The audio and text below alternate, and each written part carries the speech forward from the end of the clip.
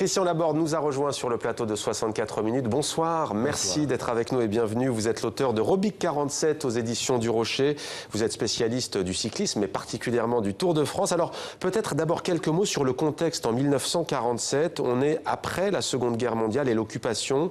Les Français redécouvrent au fond la joie du Tour de France. Oui, parce que le dernier Tour de France s'était disputé en 1939. Ouais. C'est un Belge, Silver Maes, qui avait gagné. Et les Français attendaient et la liberté et ils attendaient le Tour. Et je crois que le plus beau symbole du Tour retrouvé, de la liberté retrouvée, c'est le Tour de France et l'accordéon. Et ça sera donc Jean Robic Et justement, Jean Robic, parlez-nous de cet homme avant de prendre le départ. Qui est-il au juste? Alors c'est un coureur dont personne ne veut. On ne veut pas de lui dans l'équipe de France. On s'est toujours moqué de lui. Depuis son enfance, c'était un gamin chétif. Robic est un coureur qui va mesurer 1,61 m et peser 61 kg. Donc c'est un petit bonhomme. Quand il s'entraînait en gamin, il se déhanchait sur le vélo parce qu'il ne trouvait pas de bicyclette à sa hauteur, à sa taille, pardon. Et donc il était sujet de raillerie, mais il a toujours dit « je serai champion cycliste ». Et donc il est devenu au sein d'une équipe régionale, puisqu'on n'a pas voulu de lui dans l'équipe de France. Et donc il a disputé le Tour en 1947. Et il l'a disputé après avoir connu, durant l'occupation, tout ce que les Français ont connu.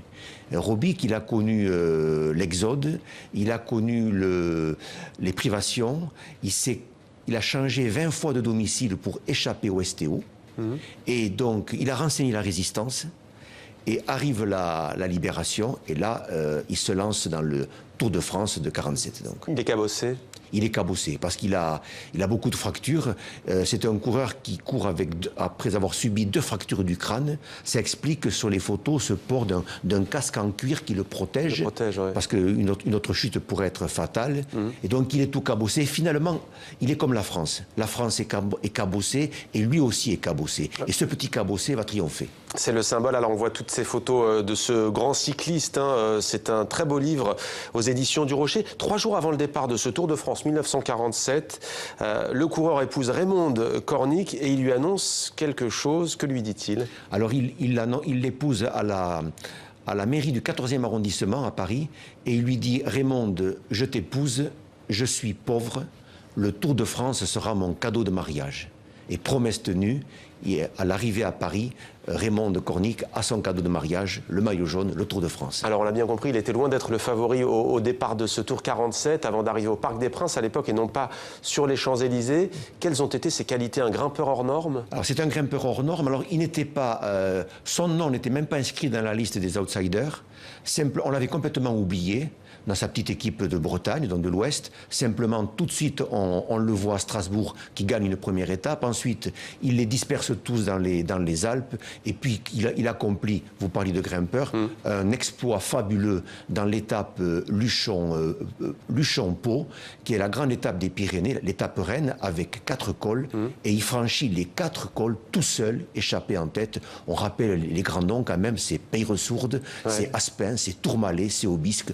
On ne voit que Robic. Et on voit d'ailleurs toutes ces photos dans votre livre, la traversée des Alpes, la chevauchée des Pyrénées. Vous le dites, les habitants de la région de Bigorre, les Bigourdans qui saluent Robic au sommet du col du Tourmalet, une image devenue culte pour tout ce sport cycliste.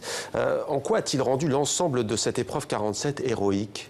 Il a rendu héroïque parce que il l'a rendu par les exploits.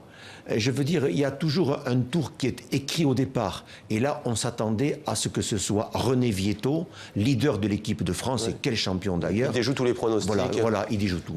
Et comment il réagit quand il gagne les étapes les unes après les autres? Pardon? Est-ce qu'il est expressif? Comment il réagit cet homme? Il est expressif, il répond il envoie des mots à Raymonde. Ça, c'est extraordinaire parce qu'il y a la dimension épique, il y a le côté sportif, et à chaque victoire, il envoie un mot à Raymonde et qui tient un café à Paris et qui affiche les résultats, les victoires de Robic dans son bistrot, qui est le rendez-vous des Bretons à Montparnasse. Le rendez-vous des Bretons. Et donc, c'est à la fois un tour héroïque et un tour sentimental aussi. Sentimental et historique, puisque vous avez choisi pour épigraphe, en ouverture de votre livre, une citation d'Alphonse Boudard de la revue Gulliver. La guerre fut vraiment finie le jour où Robic Robic, en juillet 1947, arriva en vainqueur au Parc des Princes. On va parler 70 ans plus tard maintenant de l'édition qui commence après-demain. On pourra d'ailleurs vous entendre chez nos confrères de la radio RTL avec votre chronique, puisque vous êtes la voix du Tour de cette radio. Ça s'appelle Fenêtre sur Tour. Quel est le grand favori de ce Tour qui s'élancera de Düsseldorf en Allemagne ce 1er juillet? Alors je pense que le grand favori, c'est toujours celui qui a déjà gagné le Tour. Donc je pense que Christopher Froome, le tenant du titre, le tenant du titre, il est favori. Et puis il a une équipe extrêmement puissante. Mais comme Vietto en 1947 avait l'équipe de France. Ensuite, on a vu sur le Dauphiné libéré l'excellente forme de Richie Porte, qui pourrait évidemment le menacer. Côté français? Et alors, côté français, nous verrons peut-être des coureurs français dans des étapes, mais je ne crois pas qu'un coureur français pourra encore gagner le Tour. En tout cas, pour gagner le Tour cette année, je crois qu'il faut le courir à la Robic. Et j'espère que Nairo Quintana, qui est le pur grimpeur, courra à la façon de Robic. Et ce qui est gênant aujourd'hui, et ce qui facilite la tâche de Christopher Froome, c'est que les grimpeurs attaquent les leaders dans le dernier col, voire dans le dernier tiers du dernier col.